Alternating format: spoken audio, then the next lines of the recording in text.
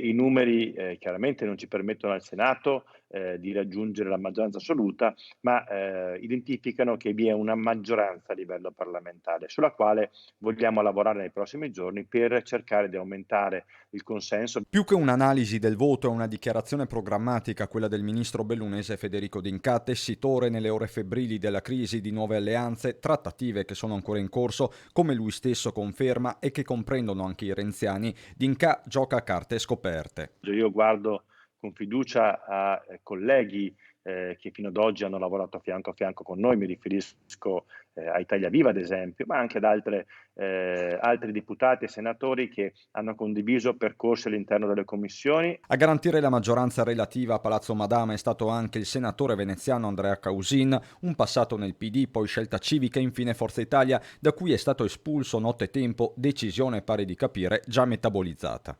La mia professoressa di latino mi ha insegnato una volta che l'etimologia della parola decidere viene dal latino recidere, no? E quindi chiaramente quando uno compie una scelta come quella che ho compiuto io, che ha compiuto Maria Rosaria Rossi, compie una scelta anche di frattura. Causin rimanda al richiamo alla coesione auspicato da Mattarella. In coscienza una crisi al buio, aperta irresponsabilmente da una forza di maggioranza che è guidata da Matteo Renzi, avrebbe precipitato il Paese in uno stallo istituzionale. Uno stallo da cui si può uscire, dice Causin, con un progetto politico, legge il nuovo partito. La strada sembra segnata. Il mettere in campo una proposta politica di stampo cattolico, liberale, democratico che sia fortemente ancorata all'Europa.